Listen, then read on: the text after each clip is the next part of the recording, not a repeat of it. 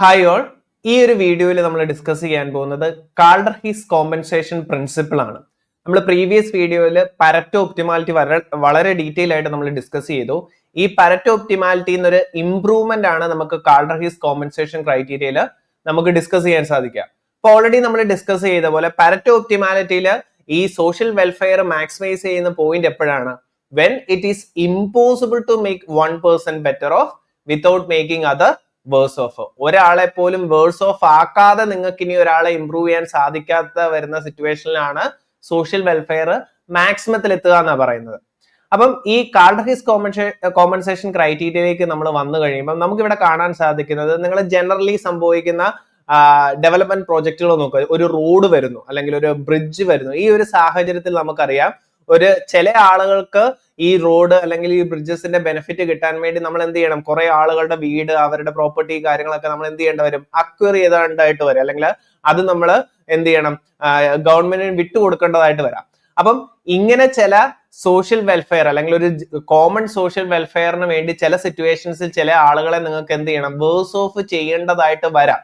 ഈ പരറ്റോ ഒപ്റ്റിമാലിറ്റി അനുസരിച്ച് ഒരാളെ നിങ്ങൾ വേഴ്സ് ഓഫ് ചെയ്യുന്നുണ്ടെങ്കിൽ അതെന്തല്ല, സോഷ്യൽ വെൽഫെയർ മാക്സിമൈസ് ചെയ്യുന്നില്ല എന്നുള്ളതാണ് പരറ്റോ ഒപ്റ്റിമാലിറ്റി നമ്മൾ ഡിസ്കസ് ചെയ്യുക. അപ്പം കാൾഡർ-ഹീസ് കോമ്പൻസേഷൻ ക്രൈറ്റീരിയയിലേക്ക് വന്നു കഴിയുമ്പം ഇവിടെ നമ്മൾ പറയുന്നത് എന്താണ്?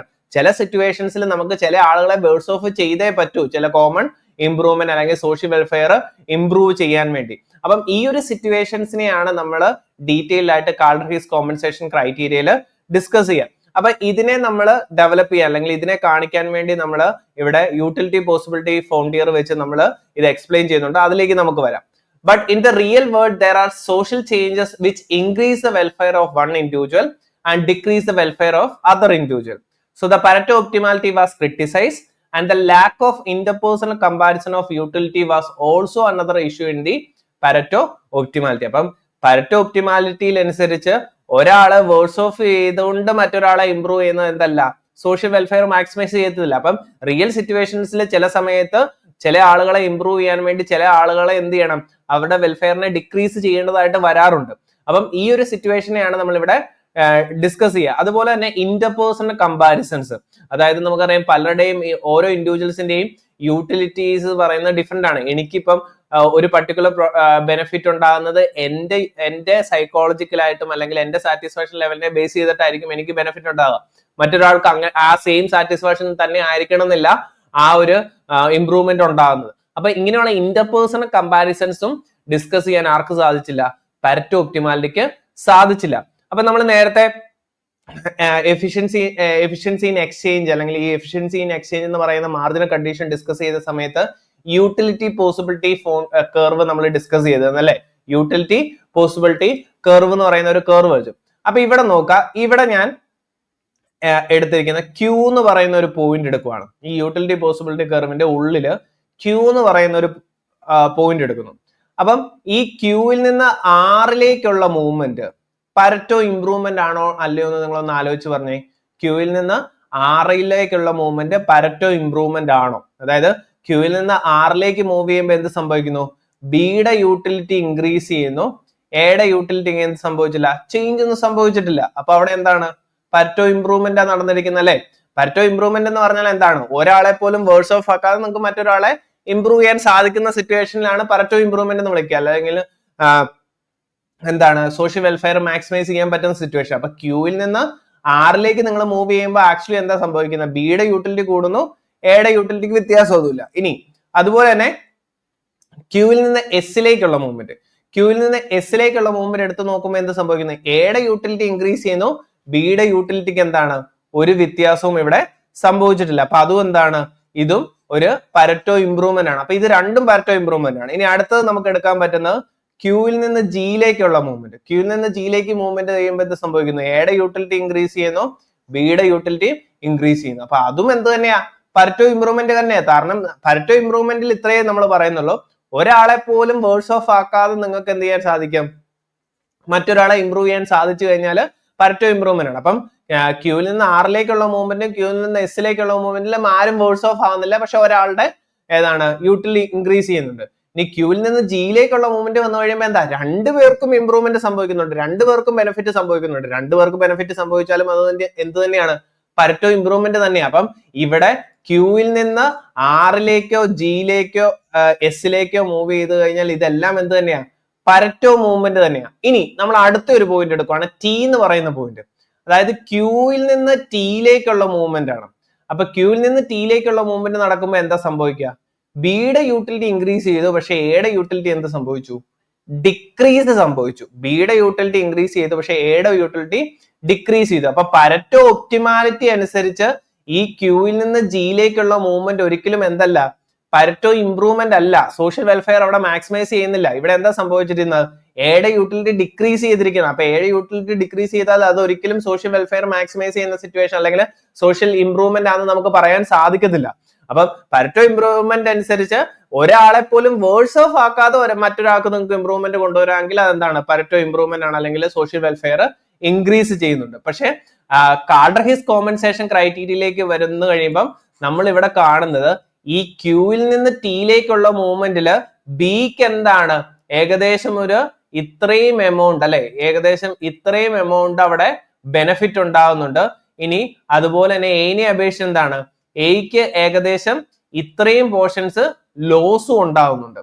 അപ്പം ഇവിടെ ഈവൻ ദോ എയ്ക്ക് ലോസ് ഇവിടെ സംഭവിക്കുന്നുണ്ടെങ്കിലും ബിക്ക് കിട്ടുന്ന ബെനിഫിറ്റിൽ നിന്ന് എയിനെ ബിക്ക് കോമ്പൻസേറ്റ് ചെയ്യാൻ സാധിച്ചു കഴിഞ്ഞാൽ എങ്ങോട്ട് നമുക്ക് ഈ പോയിന്റിനെ കൊണ്ടുവരാം? ആർ എന്ന് പറയുന്ന പോയിന്റിലേക്ക് കൊണ്ടുവരാൻ സാധിക്കും. അതായത് നമുക്കറിയാം ക്യൂവിൽ നിന്ന് ജിയിലേക്ക് മൂവ് ചെയ്യുന്ന സാഹചര്യത്തിൽ ബിക്ക് ഉണ്ടാകുന്ന ഒരു വലിയ ബെനിഫിറ്റ് ഉണ്ട്. ആ വലിയ ബെനിഫിറ്റിൽ നിന്ന് ഒരു ചെറിയ പോർഷൻ എടുത്ത് എക്ക് സംഭവിച്ച ലോസിനെ എന്ത് ചെയ്യണം? പേ ഓഫ് ചെയ്യണം, അല്ലെങ്കിൽ എക്ക് പറ്റിയ ലോസിനെ കോമ്പൻസേറ്റ് ചെയ്യാൻ ബിക്ക് സാധിച്ചിട്ടുണ്ട്. എന്നിട്ട് ആ കോമ്പൻസേഷന് ശേഷവും ഈ ബിക്ക് ബെനിഫിറ്റ് ഉണ്ടെങ്കിൽ അതെന്താണ്? ഒരു സോഷ്യൽ ഇംപ്രൂവ്മെന്റ് ആണ്, അല്ലെങ്കിൽ സോഷ്യൽ വെൽഫെയർ ഇൻക്രീസ് ചെയ്യുവാണെന്നാണ് ഇവിടെ കാൾഡർ-ഹിസ് കോമ്പൻസേഷൻ ക്രൈറ്റീരിയയിൽ പറയാം. അപ്പൊ ഞാൻ ഇത് ഒന്നുകൂടെ നിങ്ങൾക്ക് ക്ലിയർ ആക്കാം.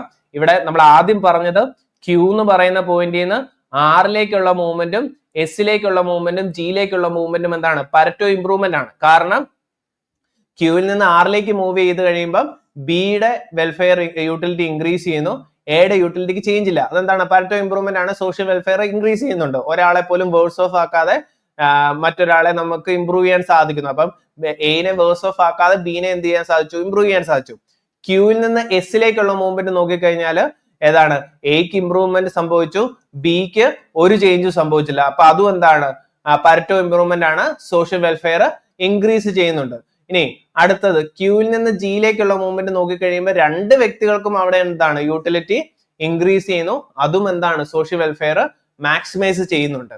ഇനി ഏറ്റവും അവസാനത്തെ മൂവ്മെന്റ് ആണ് നമ്മൾ ഇനി കാണുന്നത്, ക്യൂവിൽ നിന്ന് ടിയിലേക്കുള്ള മൂവ്മെന്റ്. ക്യൂവിൽ നിന്ന് ടിയിലേക്കുള്ള മൂവ്മെന്റിന്റെ പ്രശ്നം, ബിയുടെ യൂട്ടിലിറ്റി റൈസ് ചെയ്തു, പക്ഷെ എയുടെ യൂട്ടിലിറ്റി എന്ത് സംഭവിച്ചു? ഡിക്രീസ് ചെയ്തു. അതായത് ഇനിഷ്യലി ഈ പോയിന്റ് ആയിരുന്നു, ഇവിടുന്ന് എന്താണ്?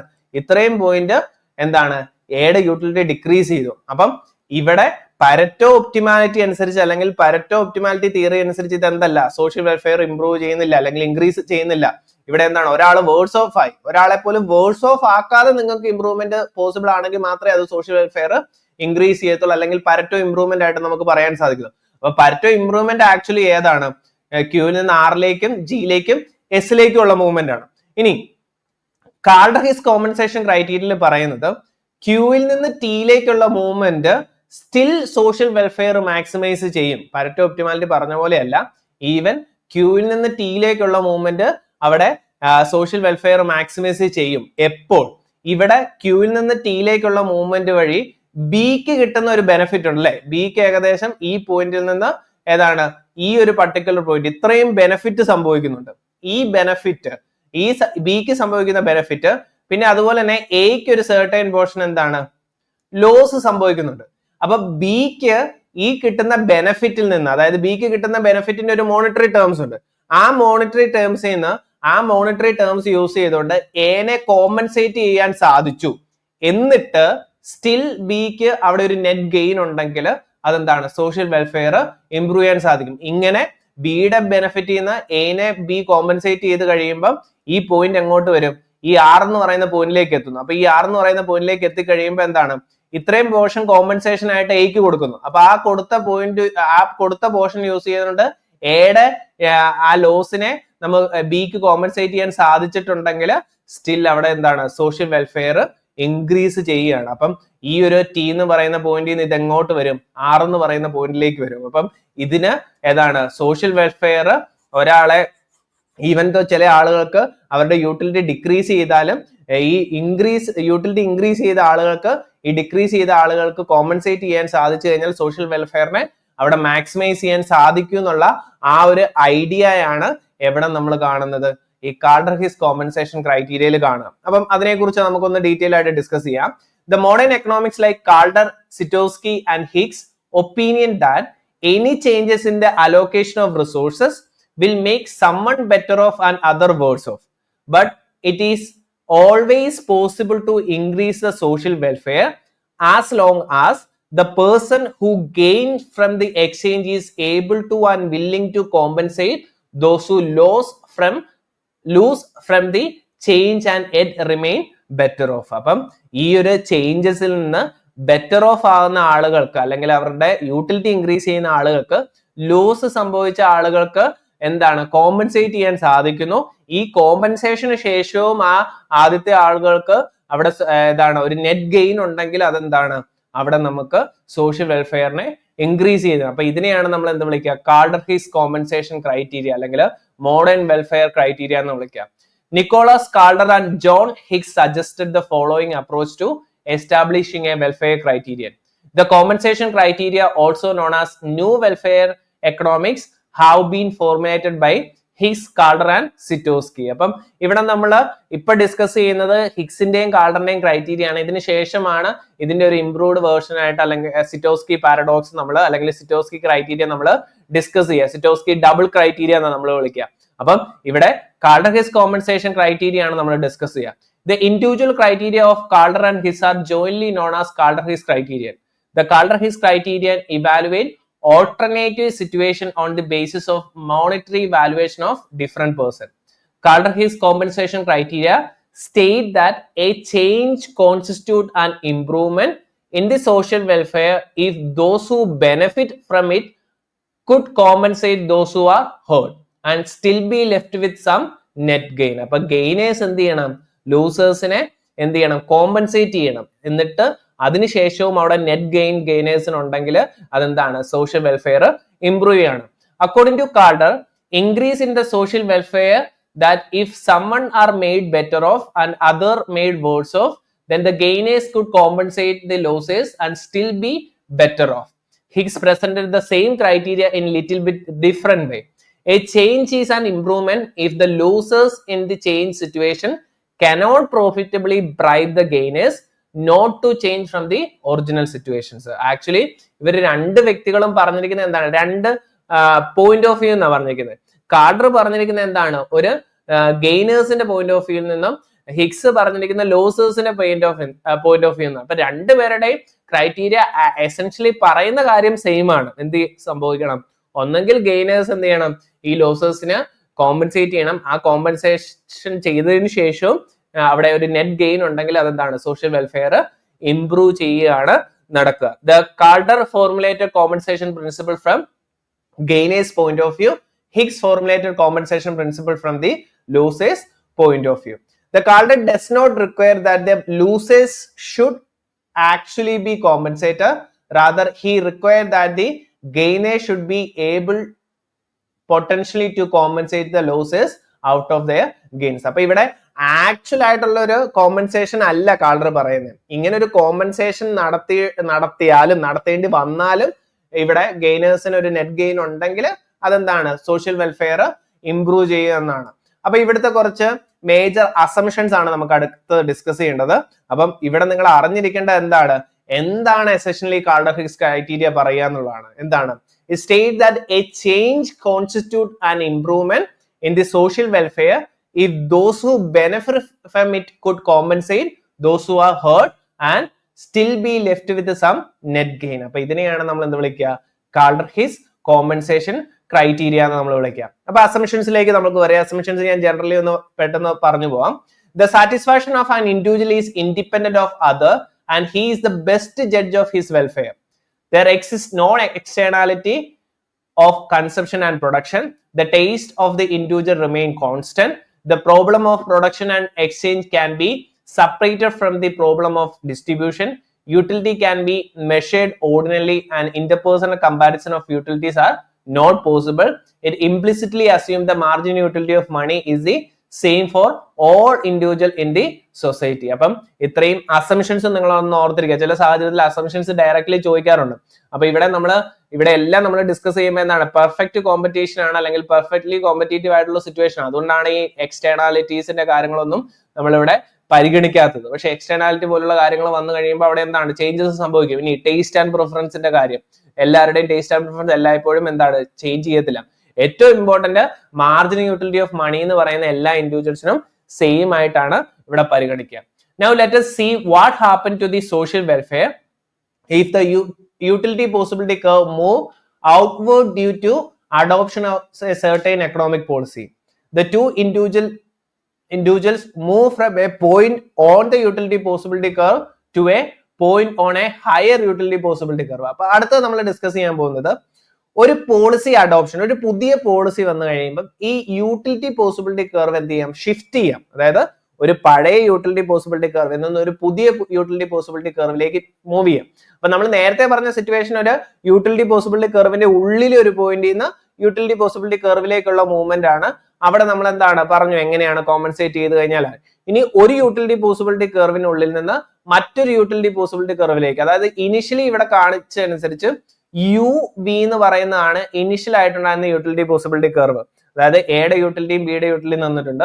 അപ്പൊ ഇനിഷ്യൽ പോയിന്റ് എന്ന് പറയുന്നത് ക്യൂ ആണ്. അപ്പൊ ഇവിടെ എന്താണ് ഒരു ഇൻസൈഡ് യൂട്ടിലിറ്റി ഒരു അകത്തുള്ള ഒരു യൂട്ടിലിറ്റി പോസിബിലിറ്റി കർവിൽ നിന്ന് വെളിയിലേക്കുള്ള ഒരു മൂവ്മെന്റ് നമ്മൾ നോക്കുക.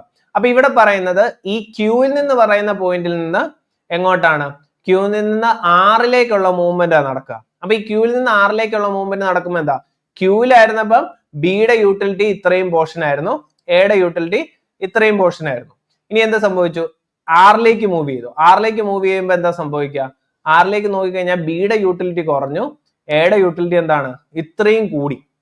ഓക്കെ, അപ്പൊ ഇവിടെ എന്ത് സംഭവിക്കണം, കാൾഡർ-ഹിസ് ക്രൈറ്റീരിയ അനുസരിച്ച് എക്ക് കിട്ടിയിരിക്കുന്ന ഈ അഡീഷണൽ യൂട്ടിലിറ്റി, അതായത് നമ്മൾ എയുടെ യൂട്ടിലിറ്റി നോക്കിക്കഴിഞ്ഞാൽ എക്ക് എത്രയാണ്, ഏകദേശം ഇത്രയും യൂട്ടിലിറ്റി എന്ത് സംഭവിച്ചിട്ടുണ്ട്, ഇൻക്രീസ് സംഭവിച്ചിട്ടുണ്ട്. ഈ ഇൻക്രീസ് സംഭവിച്ച യൂട്ടിലിറ്റിയിൽ നിന്ന് ബിക്ക് സംഭവിച്ച ഈ ലോസിനെ കോമ്പൻസേറ്റ് ചെയ്യാൻ സാധിച്ച് ഈ ആർ എന്ന് പറയുന്ന പോയിന്റിനെ എസ് എന്ന് പറയുന്ന പോയിന്റിലേക്ക് എത്തിക്കാൻ സാധിച്ചു കഴിഞ്ഞാൽ, അതായത് ഈ ഒരു കോമ്പൻസേഷൻ കഴിഞ്ഞിട്ട് ഇവിടെ ബിനെ തിരിച്ച് ഒറിജിനൽ പൊസിഷനിലേക്ക് എത്തുന്നു. എങ്ങനെ, എസിലേക്ക് മൂവ് ചെയ്യാൻ സാധിച്ചു കഴിഞ്ഞാൽ ഈ പോയിന്റിലേക്ക് എത്തിക്കഴിഞ്ഞു കഴിഞ്ഞാൽ എന്താണ്, ഈ ആറിലായിരുന്നെങ്കിൽ ഇത്രയും ഏകദേശം ഏതാ ഈ ഒരു ലൈൻ തൊട്ട് ഈ ലൈൻ വരെയായിരുന്നു. കോമ്പൻസേറ്റ് ചെയ്ത് കഴിയുമ്പോഴത്തേനും എന്ത് ചെയ്യുന്നു, ഇത്രയും പോർഷൻ വെച്ചാണ് ബീനെ കോമ്പൻസേറ്റ് ചെയ്യുന്നത്. അപ്പൊ ബീനെ നമുക്ക് തിരിച്ചെങ്ങോട്ട് കൊണ്ടുവരാൻ പറ്റും, ഒറിജിനൽ സിറ്റുവേഷനിലേക്ക് കൊണ്ടുവരാൻ സാധിക്കും. അപ്പം ഇങ്ങനെ ആയി കഴിഞ്ഞതിന് ശേഷം, അതായത് ഈ കോമ്പൻസേഷൻ ചെയ്തതിന് ശേഷം എയ്ക്ക് എന്താണ് ഒരു അഡീഷണൽ ബെനിഫിറ്റ് അവിടെ ഉണ്ടെങ്കിൽ, അല്ലെങ്കിൽ നെറ്റ് ഗെയിൻ അവിടെ ഉണ്ടെങ്കിൽ ഈ ഒരു മൂവ്മെന്റും എന്താണ് പരറ്റോ അല്ല, കാൾഡർ-ഹിസ് കോമ്പൻസേഷൻ ക്രൈറ്റീരിയ അനുസരിച്ച് സോഷ്യൽ വെൽഫെയർ അവിടെ ഇൻക്രീസ് ചെയ്തിരിക്കുകയാണ്. അപ്പം ഇതും എന്താണ് ഒരു ഉള്ളിലുള്ള ഒരു യൂട്ടിലിറ്റി പോസിബിലിറ്റി കർവിൽ നിന്ന് ഒരു ഹയർ യൂട്ടിലിറ്റി പോസിബിലിറ്റി കർവിലേക്ക് മൂവ് ചെയ്ത് കഴിഞ്ഞാലും അവിടെ ഈ ഒരു കോമ്പൻസേഷൻ പോസിബിൾ ആണെങ്കിൽ നമുക്ക് എന്താണ് സോഷ്യൽ വെൽഫെയറിനെ ഇംപ്രൂവ് ചെയ്യാൻ സാധിക്കും. അപ്പൊ ഈ ഒരു ചേഞ്ചിനെ ഞാൻ ഒന്നുകൂടെ പറയാം. അപ്പം ആദ്യത്തെ തവണ പറഞ്ഞപ്പോൾ ക്ലിയർ ആകാത്ത ആളുകൾക്ക് ഒന്നുകൂടെ ഇത് ശ്രദ്ധിക്കാം. അപ്പൊ നമ്മൾ ഇനിഷ്യലി പരിഗണിക്കുന്ന യു വി എന്ന് പറയുന്ന യൂട്ടിലിറ്റി പോസിബിലിറ്റി കർവ് ആണ്.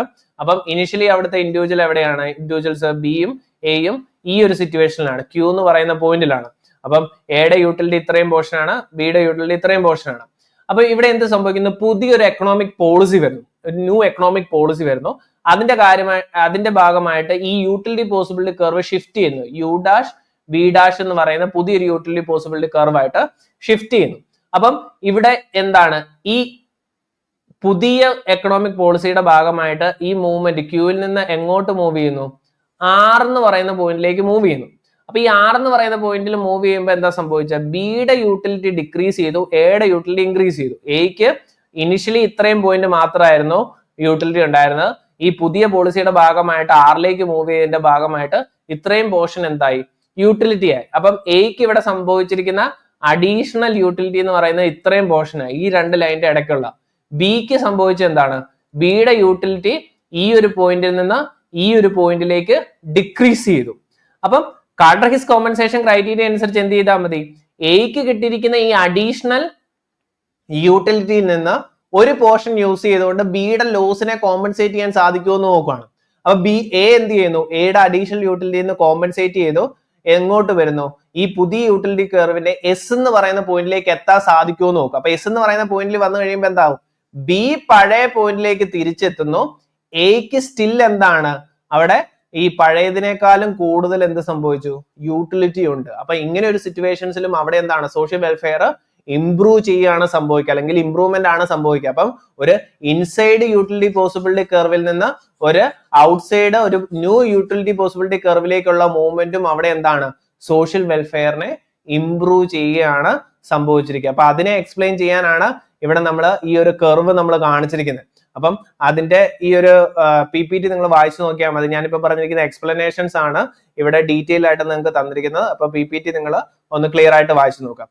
To conclude, any change in the economy that move from the individual from a position on a lower utility possibility curve to a position on a higher utility possibility curve increase the social welfare. അപ്പോൾ ഒരു lower utility possibility കർവിന്റെ പോയിന്റിൽ നിന്ന് ഒരു higher utility possibility കർവിലേക്കുള്ള മൂവ്മെന്റും എന്താണ് social welfare improve ചെയ്യുന്നു. ഇനി അതുപോലെ തന്നെ ഒരു ഇൻസൈഡ് പോയിന്റ് യൂട്ടിലിറ്റി പോസിബിലിറ്റി കർവിന്റെ ഒരു ഇൻസൈഡ് പോയിന്റ് ചെയ്യുന്ന യൂട്ടിലിറ്റി പോസിബിലിറ്റി കർവിലേക്കുള്ള മൂവ്മെന്റും ആക്ച്വലി എന്താണ് സോഷ്യൽ വെൽഫെയർ ഇംപ്രൂവ് ചെയ്യുന്നുണ്ട്. ഓക്കെ, അപ്പൊ ഈ ഒരു പർട്ടിക്കുലർ തിയറിയിൽ നമ്മൾ മേജർ ആയിട്ട് ഡിസ്കസ് ചെയ്യേണ്ട എല്ലാ കാര്യങ്ങളും നമ്മൾ ഡിസ്കസ് ചെയ്തു. അപ്പൊ ഇവിടെ രണ്ട് പോയിന്റുകളാണ്, ഒരു യൂട്ടിലിറ്റി പോസിബിലിറ്റി കർവിന്റെ ഇൻസൈഡ് പോയിന്റ് ചെയ്യുന്ന യൂട്ടിലിറ്റി പോസിബിലിറ്റി കർവിലേക്കുള്ള മൂവ്മെന്റും എന്ത് സംഭവിക്കുന്നു സോഷ്യൽ വെൽഫെയർ ഇംപ്രൂവ് ചെയ്യുന്നു. അതുപോലെ തന്നെ ഒരു ലോവർ യൂട്ടിലിറ്റി പോസിബിലിറ്റി കർവിൽ നിന്ന് ഒരു ഹയർ യൂട്ടിലിറ്റി പോസിബിലിറ്റി കർവിലേക്കുള്ള മൂവ്മെന്റും എന്ത് സംഭവിച്ചു, ഇവിടെ എന്ത് സംഭവിച്ചു സോഷ്യൽ വെൽഫെയർ ഇംപ്രൂവ് ചെയ്തു. അപ്പൊ ഈ ഒരു പർട്ടിക്കുലർ തിയറിയുടെ ക്രിറ്റിസിസംസ് നോക്കാം. It ignores the income distribution. Calder-Hicks compensation principle, according to Dr. Little, is merely a definition and not a test of increase in the welfare for the reason that it ignores the income distribution. The assumption of marginal utility of money is same for all individual is not always true. നമുക്കറിയാം micro economics തിയറീസിൽ നമ്മൾ നോക്കുമ്പോൾ ഈ margin utility of money എന്ന് പറയുന്നത് എല്ലാവർക്കും ഒരേപോലെ ആയിട്ടാണ് നമ്മൾ ജനറലി കൺസിഡർ ചെയ്യുക. അപ്പൊ അത് എല്ലായ്പ്പോഴും കറക്റ്റ് ആകണമെന്ന് നിർബന്ധമില്ല. This theory suggest that potential compensation and not actual compensation. അപ്പൊ ഞാൻ ആദ്യമേ നിങ്ങളോട് പറയുന്നു, ഇവിടെ കാൾഡർ-ഹിക്സ് ക്രൈറ്റീരിയ ഒരിക്കലും മണി കൊണ്ട് നിങ്ങൾ കോമ്പൻസേറ്റ് ചെയ്യണം എന്നല്ല പറയുന്നത്. ഇൻ കേസ് ചെയ്യേണ്ട വന്നു കഴിഞ്ഞാൽ ചെയ്ത് കഴിഞ്ഞിട്ട് നിങ്ങൾക്ക് നെറ്റ് ഗെയിൻ ഉണ്ടെങ്കിൽ സോഷ്യൽ വെൽഫെയർ എന്ത് ചെയ്യുന്നു ഇംപ്രൂവ് ചെയ്യുന്നു. അപ്പൊ ഒരു പൊട്ടൻഷ്യൽ കോമ്പൻസേഷൻ ആണ്, ആക്ച്വൽ കോമ്പൻസേഷൻ അല്ല ഇവിടെ ഉദ്ദേശിക്കുന്നത്. The gain or loss is measured in money terms. അപ്പൊ ഒരാളുടെ നമുക്കറിയാം, നമുക്ക് ചില വീട്, നമ്മുടെ ചില പ്രോപ്പർട്ടി എന്നൊക്കെ പറയുന്നത് നമ്മൾ എമോഷണലി കണക്റ്റഡ് ആയിരിക്കും അല്ലെ. അതിന്റെ മണി വാല്യൂനേക്കാളും അതിന് മുകളിൽ നമുക്ക് കുറച്ച് എമോഷൻസ് ഉണ്ട്. അപ്പം ഇവിടെ മോണിറ്ററി ടേംസിൽ മാത്രമാണ് ലോസോ ഗെയിനോ മെഷർ ചെയ്തിരിക്കുന്നത്. അപ്പൊ അതുകൊണ്ട് ഇതെന്തല്ല, അങ്ങനെയുള്ള നോൺ മോണിറ്ററി ടേംസിലുള്ള ലോസിനെയോ ഗെയിനെയോ മെഷർ ചെയ്യാൻ നമുക്ക് സാധിക്കുന്നില്ല. ഓക്കെ, അപ്പം ഏറ്റവും കൺക്ലൂഷൻ ആയിട്ട് എന്താണ് കാൾഡർ-ഹിക്സ് കോമ്പൻസേഷൻ ക്രൈറ്റീരിയ എന്ന് പറഞ്ഞ് നമുക്ക് കൺക്ലൂഡ് ചെയ്യാം. എന്തൊക്കെയാണ് Kaldor Hicks compensation criteria? State that a change constitute an improvement in social welfare if those who benefit from it could compensate those who are hurt and still be left with some net gain. അപ്പം gainers ലോസേഴ്സിനെ എന്ത് ചെയ്യണം, compensate ചെയ്യണം. ആ കോമ്പൻസേഷന് ശേഷവും അവിടെ net gain ഉണ്ടെങ്കിൽ അതെന്താണ് സോഷ്യൽ വെൽഫെയർ ഇംപ്രൂവ് ചെയ്യുന്നു. അപ്പൊ ഇതാണ് കാൾഡർ-ഹിക്സ് കോമ്പൻസേഷൻ ക്രൈറ്റീരിയ എന്ന് പറയുന്നത്. അപ്പം കുറച്ച് ക്വസ്റ്റ്യൻസ്, വളരെ ബേസിക് ആയിട്ടുള്ള കുറച്ച് ക്വസ്റ്റ്യൻസ് ആണ് വളരെ ജനറലി ചോദിച്ചിട്ടുള്ളത്. The compensation criteria which says that the state A is socially preferable to state B if those who gain from the change can compensate the losses and yet end up with surplus welfare gain is attributed to W. Pareto, N. Calder, T. Sitowski and Bergson. അപ്പം ഇതിന്റെ എന്താണ് compensation ക്രൈറ്റീരിയയുടെ തന്നെ definition ആണ് വന്നിരിക്കുന്നത്. അപ്പൊ right answer എന്ന് പറയാൻ Kaldor ആണ്, ബി ആണ് റൈറ്റ് ആയിട്ട് വരിക. Next one, according to the Kaldor Hicks compensation criteria a change in the economic policy lead to an improvement in the social welfare if gainers can just compensate the losses can profitably bribe the gainers to induce them to stay in the old position. The gainers can compensate the losses for their loss and still remain better off, and the losers do not oppose the change. അപ്പൊ ഇവിടുത്തെ right answer ഏറ്റവും most appropriate എന്ന് പറയുന്നത് option ഏതാണ്? Option C ആണ്. The gainers can compensate the losers for their loss and still remain better off. അപ്പൊ ഇതാണ് ഏറ്റവും ബെസ്റ്റ്. ആദ്യത്തെ രണ്ട് ഓപ്ഷൻസും പാർഷ്യലി കറക്റ്റ് ആണ്, പക്ഷെ ഫുള്ളി കറക്റ്റ് ആകുന്നത് ഓപ്ഷൻ സി ആണ്. ദെൻ അപ്പൊ ഇത്രയും കാര്യങ്ങളാണ് ഈ കാൾഡർ-ഹീസ് കോമ്പൻസേഷൻ ക്രൈറ്റീരിയ നിങ്ങൾ അറിഞ്ഞിരിക്കേണ്ടത്. അപ്പം വെൽഫെയർ ക്രൈറ്റീരിയ നമ്മൾ പരറ്റോ ഒപ്റ്റിമാലിറ്റിയുടെ ഒരു ഇംപ്രൂവ്മെന്റ് ആയിട്ടാണ് നമ്മൾ കാൾഡർ-ഹീസ് കോമ്പൻസേഷൻ ക്രൈറ്റീരിയ നമ്മൾ ഡിസ്കസ് ചെയ്യുക. അപ്പം ഈ കാൾഡർ-ഹീസ് കോമ്പൻസേഷൻ ക്രൈറ്റീരിയയുടെ അടുത്ത ഒരു ഡ്രോബാക്കിനെ കാണിച്ചുകൊണ്ടാണ് നമ്മൾ സിറ്റോസ്കി ഡബിൾ ക്രൈറ്റീരിയ നമ്മൾ അടുത്ത വെൽഫെയർ ക്രൈറ്റീരിയ ആയിട്ട് നമ്മൾ ഡിസ്കസ് ചെയ്യുന്നത്. അപ്പൊ അടുത്ത വെൽഫെയർ ക്രൈറ്റീരിയ നമുക്ക് നെക്സ്റ്റ് വീഡിയോയിൽ ഡിസ്കസ് ചെയ്യാം. Thank you.